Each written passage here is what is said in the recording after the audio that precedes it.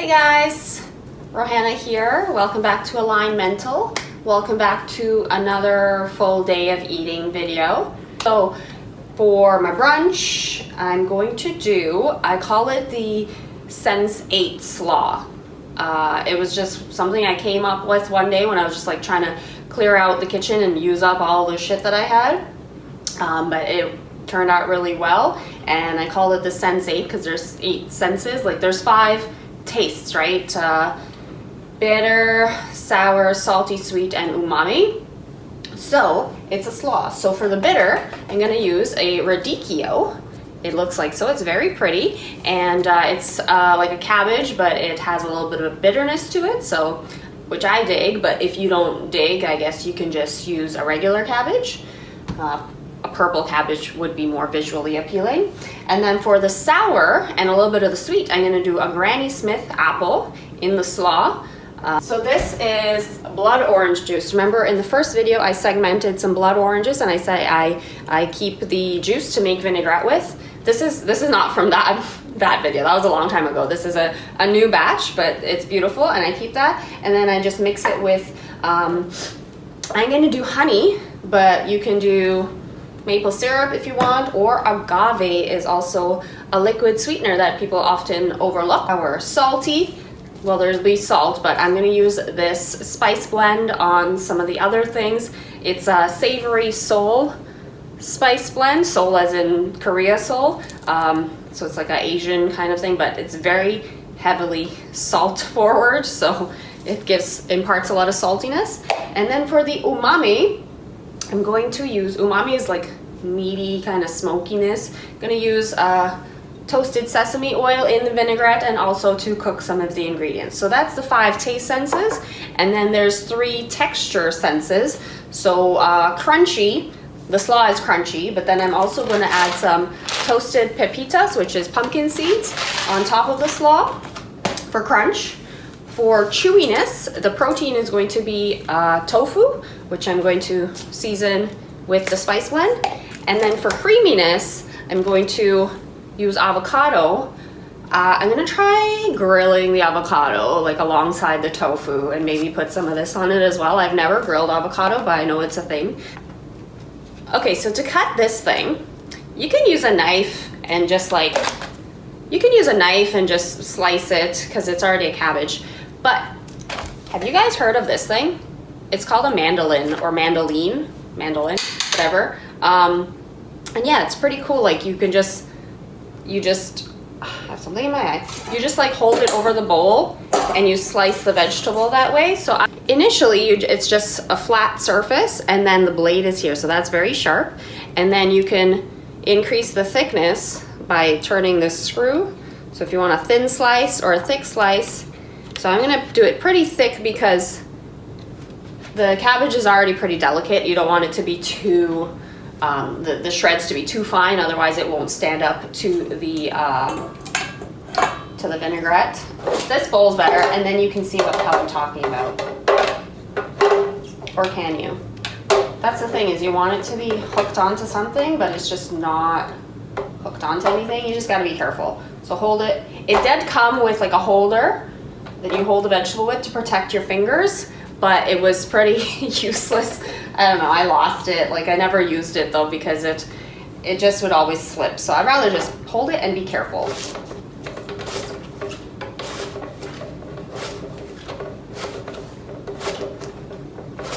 You can just pivot it a bit. The radicchio is pretty delicate, so it may like shred a little bit, but that's okay. You're making a coleslaw, right? Oh.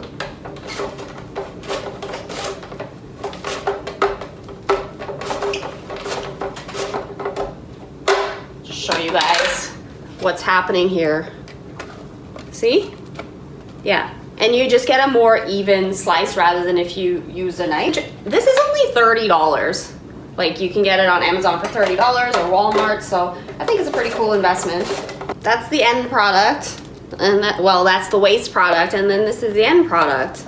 A good little slaw that's evenly diced. So I'm gonna do equal parts of this and honey. So I'm gonna, and then just pepper and salt. And then just shake it up. Okay, and then I actually will put it on the slaw right now, just so that it sort of marinates, you know. You don't need a lot. Like that didn't look like a lot, but it's enough. But yeah. Okay, we're just gonna leave that. Next. Okay, so next we're gonna tackle this with this, but we don't want slices, we want shreds. So that's where these little attachments will come in handy. I think it came with more than this, but I only have these two left. So this one will be a little bit, these are for very fine shreds and these are for this kind of shred. So I'm gonna do this size shred, and you just, in the back, you put it in, you'll figure it out. It's pretty easy to figure out and it comes with instructions, but yeah, like I said, it's not an expensive piece of equipment, but it's pretty handy. Again, you can sit there all day with a knife cutting little tiny shreds of apple, or this is pretty handy. And then we'll just raise it so that,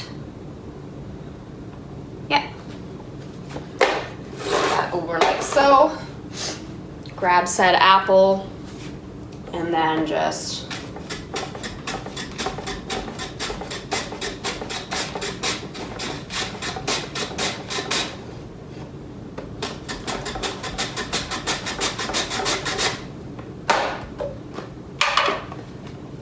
and then it's like so. See? Shreds. Oops, lost some. So that's the byproduct. That's the end product. And then, pro tip, in order to prevent the apple from going like brown, use a little bit of lime. Just like half a lime, not even. So I put 2 apples in there just because 1 wasn't enough, 2 might be too much, but I can always use it in something else. I got this handy thing for squeezing the limes. Remember last time I was struggling to get the lime juice out to make that guacamole? Yeah, this is good. And then you just squeeze it.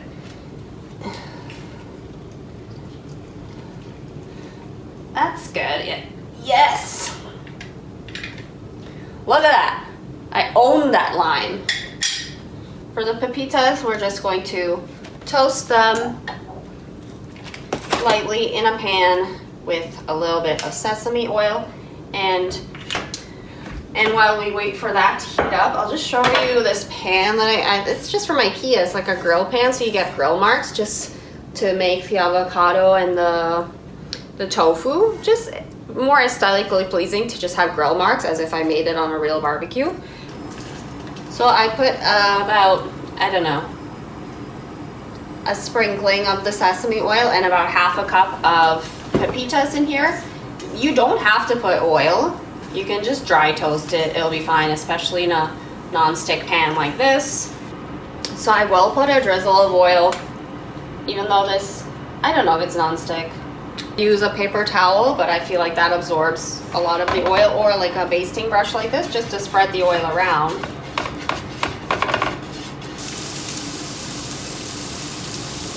And the thing about the tofu and avocado is, like, you don't have to worry about them being raw, like cooking to completion. You can eat raw tofu, you can eat raw avocado. So it's just basically to get the grill marks on there, right? Like that. And it's also to cook that spice blend, because you do want to cook the spices. Most dry spices, raw, they're kind of a bit offensive. Okay, so I'm not the best at presentation. Like, I don't know what I was going for here, but this is what... There's the slaw. I put the cabbage and the apples, the grilled avocado and grilled tofu. Then I'm going to add the pepitas. Color kind of indicates health when it comes to food. So, like, purple cabbage is a little bit healthier than white cabbage. It has, like, antioxidants. What's that antioxidant called? I don't know. Cyanstamina, yeah.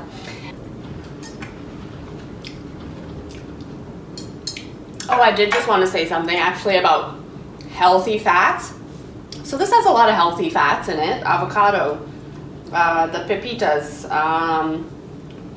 the oil I use. So these are all healthy fats. But just because something is healthy doesn't mean you can just eat it to your heart's content without consequence. If you don't care, then sure, just eat whatever you want. I'm not telling you how to eat. But just because it's a healthy fat doesn't mean it doesn't have calories. You can eat more of it than the unhealthy fat. And yes, kudos to you for choosing, avocado oil instead of bacon grease. Yes, good, but it still has calories. So you can't just fry your food in a deep fryer full of olive oil and be like, oh, it's okay because it's olive oil. It's a healthy fat. Like, no.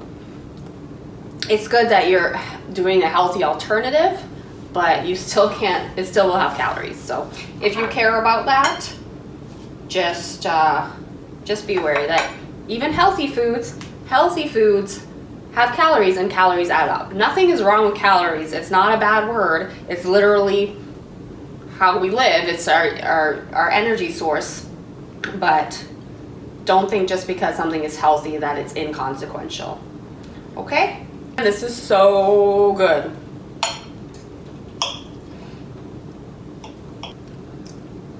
And I did want to say some stuff about veganism. Kudos to you if you're a vegan and you're doing it for animal welfare or the planet. Kudos to you. If you're doing it for personal health reasons, that's not a thing. But whatever, eat whatever you want. But those of you that are trying to cut back on your meat consumption, like not going full vegan or vegetarian, but trying to cut back on animal product consumption, just a word of advice. All these meat substitute things, or I eat vegan protein powder as opposed to whey protein powder, those do very little to nothing for animal welfare and the planet, because those are just byproducts. Like all the Beyond Meat thing is basically just like sausage, right? The things that they're replacing is just like ground meat or sausage. Those, they're not farming cows for the sausage. They're farming them for the prime cuts of meat, the tenderloin, the steak, the strip loin steak. That's the money making stuff. All that other all the end product, the byproducts, they just grind that up and make sausage. So if you buy, the Beyond Meat sausages instead of regular sausages, that's not going to stop them from farming and killing these cows. They're not. And it's also not doing anything for, the dairy. So if you're still eating dairy, like actual yogurt and stuff, that's the real animal welfare problem, I think, is the dairy more so than the meat. So maybe even continue to eat meat, but eliminate dairy, like actual dairy, and choose dairy-free alternatives, because that's the big problem in the animal welfare aspect of it. And then with whey powder, again, whey is a byproduct. The dairy farms are not raising these cows for whey. Whey is a byproduct of cheese making. They curdle it, and then the curd is used, like cheese curds is used to make cheese, and then the whey is like a liquid, like it's a cloudy liquid, and then they sell it to the supplement industries, who then dehydrate and make it into a powder and sell it to you. So you're paying them for that process of dehydrating it and purifying it, but they're not farming these dairy cattle for whey protein.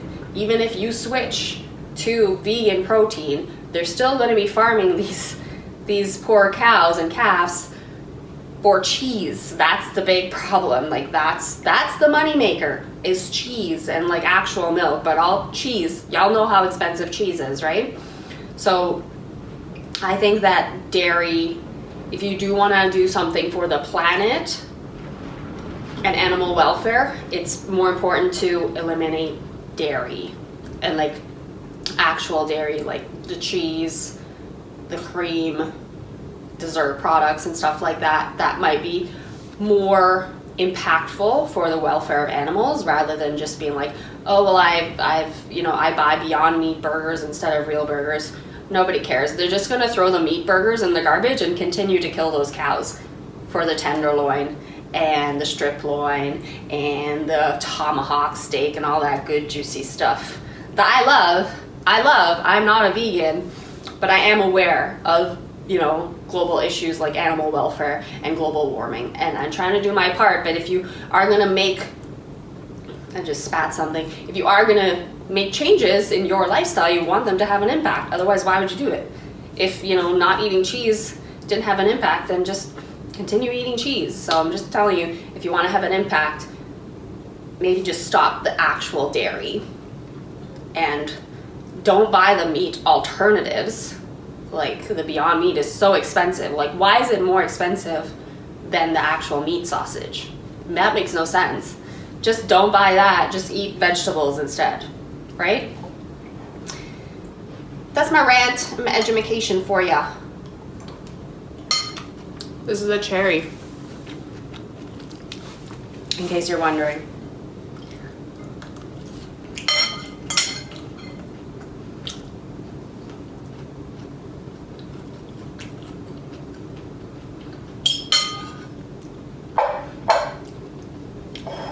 Okay, not to toot my own horn, but that shit is fucking delicious.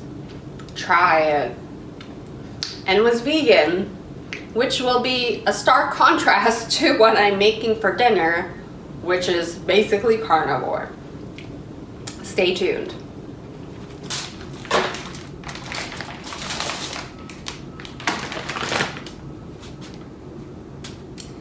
Told you guys it'd be a vegan lunch and a carnivore dinner.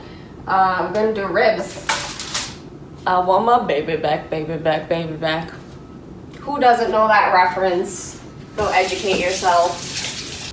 Baby back ribs, something I love, and it may seem intimidating, but it's actually super easy to make, even if you don't have a barbecue grill. I just do it in the oven. Again, I looked it up on the internet. How do I cook it? And so you want to do it low and slow in the oven first, so wrap it in foil and dry rub it. Don't add sauce yet, because the sauce will burn if you leave it in for so long. So you just do dry rub with a spice. You know, there's all these like dry rub recipes online, like make your own, but why would I try to outdo Stub? You know, why would I try to outdo people that have made it and so well that they're bottling it and selling it? I just buy a pre-made barbecue dry rub. So you dry rub it down, wrap it in foil, put it on a baking sheet, and I do low and slow, so 300 degrees Fahrenheit for 3 hours.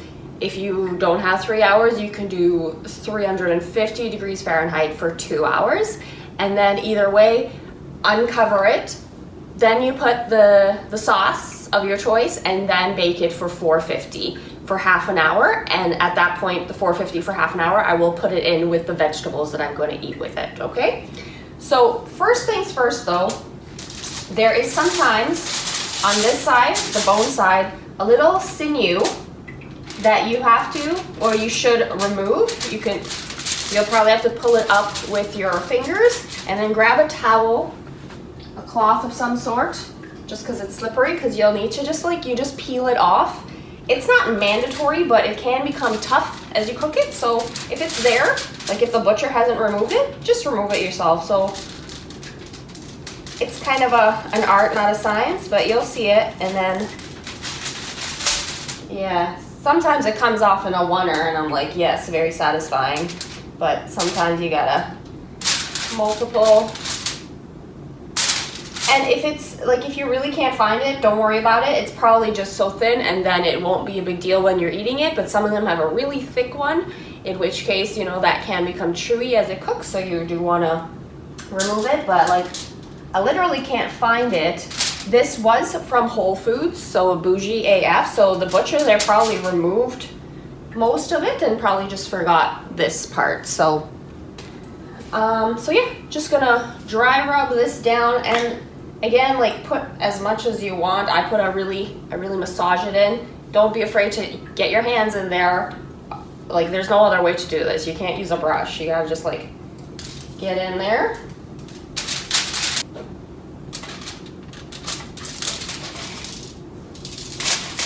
Okay, so there you have it. Can you see it? I can't really, it's too much. This lighting sucks. Yeah, so you're gonna just wrap it up. Not too tightly, but just enough so that there's no leakage. I will put it on a baking sheet and put that in the oven. 300 for 3 hours. We're gonna let that cook, and then I'll come back later to show you the sides and how I finish the ribs in the oven, and then we'll have a chat about some stuff while we eat dinner together. Bye. Sup guys, it's snack time. Just did a workout, which I of course recorded for you. Sorry, not sorry. It's gonna be a good one. So snack time.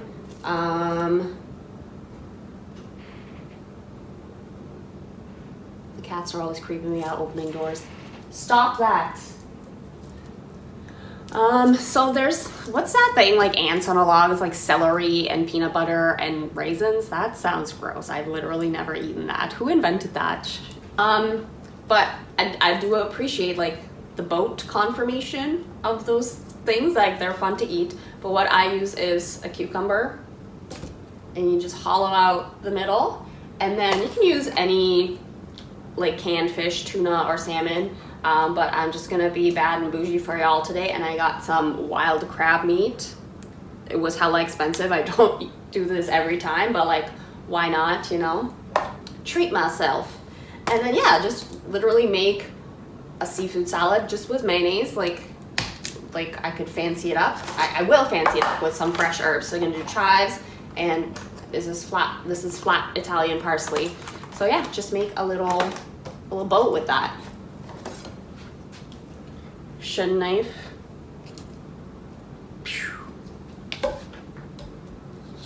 The seeds, like literally just take a spoon and just scoop it out, because they're soft, right? Maybe this one's not that soft, but yeah, just you don't need to like, you don't need any fancy tool. You don't need like a mandolin like this, but that's not the case. Like if I had this small knife, it would be a pain in the ass. I would have to get real close in there. These kind of like, stop doing that. That's creepy. It's just like opening doors. Why it's shaped like that is so you can go like a so, you know, like a seesaw. So yeah, when you're slicing the chives, you just sort of go down.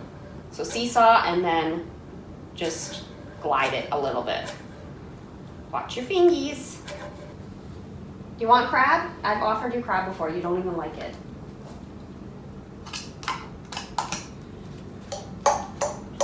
That's a lot. So, good old Hellmann's mayonnaise. Honestly, don't get fancy with things that don't need to be fancy. Like, buying some like $10 aioli from the store, like what the fuck is the point of that, you know? And because we get lots of carbs, but we don't get lots of vegetables, so. Fun times. There you have it. A little boat. I'm trying to get a thumbnail.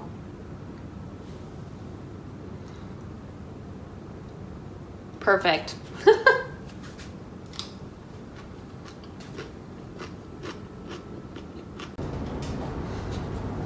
Hey guys, it's that time of day again when the sun is just blinding in my condo. So it's either blinding or pitch black, so we'll take half and half. This is the finished, well, not the finished product. This is what it looks like after it's baked for the 3 hours at 300. And again, like I'm not gonna try and outdo these well formulated and well marketed sauces. Like this is a pretty good one. This brand is Stonewall Kitchen. I get it at Whole Foods. It's like real fancy, and all their sauces are good. And this is specifically for baby back ribs. So I'm just gonna put that on there right before I bake it with the vegetables. I'll use a brushy brush like this thing, put it on there. But for vegetables, you guys come here. I'm gonna do a little smorgasbord of various root vegetables. So these are parsnips. It's like a carrot potato hybrid. They're tasty and they have a little sweetness. These are little sweet potatoes, just a regular orange inside sweet potato, but I like these smaller ones. They make it's easier to cut them into fries, like wedges. What the heck's this though? That looks hilarious, but it's a purple sweet potato. So I'm gonna cut everything into wedges and make them kind of like fry wedge situation. So bake them at 450 for half an hour. And I'm going to you can just do salt and pepper and olive oil, but I'm gonna do a Jamaican jerk spice just because these are all kind of have sweetness to it. Sweet potato, the parsnip, they have a sweetness to it. So I figure like the little bit of spice from this will complement it and will go well with the barbecue sauce. So I'm just gonna cut them up. Okay, there you have it. Sorry I didn't really talk you through that one. It's just very tedious and you need a lot of muscle. Too bad you can't cut these on the mandolin. Pro tip is because they're all different colors, I put them in different bowls so that when I'm mixing, they don't like bleed onto each other, because the reason why I'm doing different colors is so that it's more visually appealing, whereas if they just bled onto each other, you wouldn't have that effect anymore. So I'm gonna do ribs.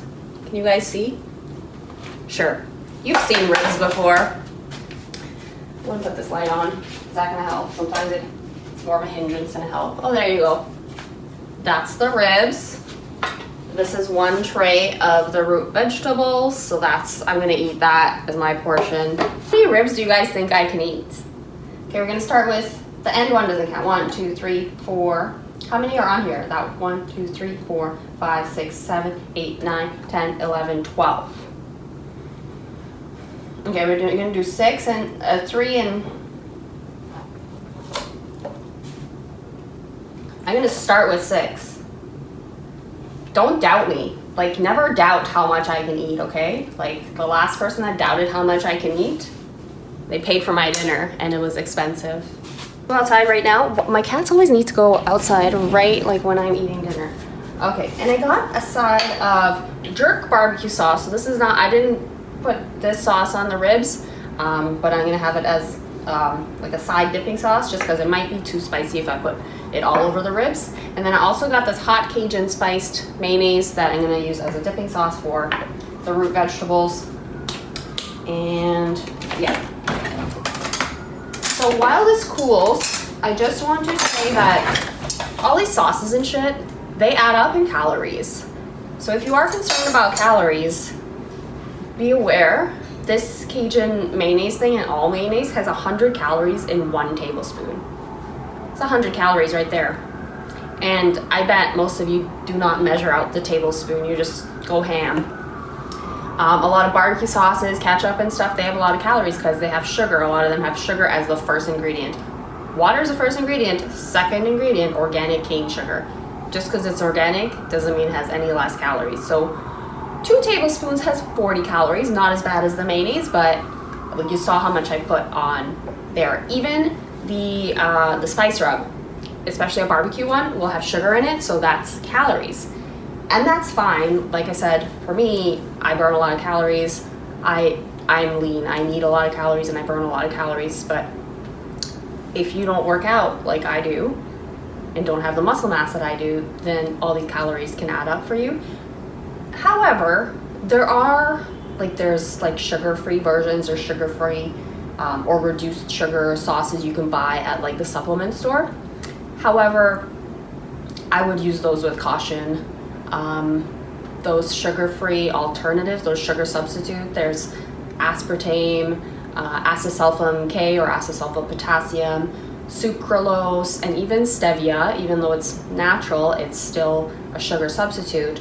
It's basically something that tricks your taste buds into thinking it's sugar, but you can't digest it, you can't absorb it through your stomach, and that stuff just goes into your intestine and into your colon, where it can fuck with your gut microbiome. Just be wary of all these sugar substitutes. If you are trying to reduce calories, just eat like the sugary stuff in moderation is what I do. Or eat the sweeteners, but in moderation. Just like sugar in moderation is fine, but sugar in excess is not good and will cause you to gain weight, right? Anyway, this should be nice and edible now. That was a parsnip. The parsnip, like I said, is like a carrot potato hybrid with a little bit of chewiness. Good stuff. Let's try this purple sweet potato.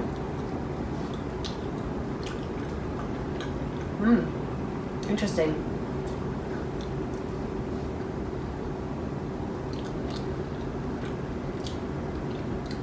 Not as smooth as a sweet potato. It has kind of a cassava-y kind of thing.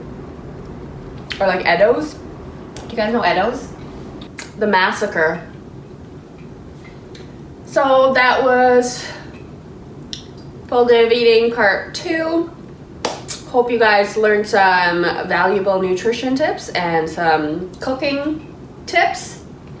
And please like the video, comment down below, subscribe to the channel if you haven't, and hit the notification bell so you'll get notified when I upload again. And please share the video as well, because yeah, fun times are had over here, okay? Anyway, see you guys next time. Peace out. Love you. Bye.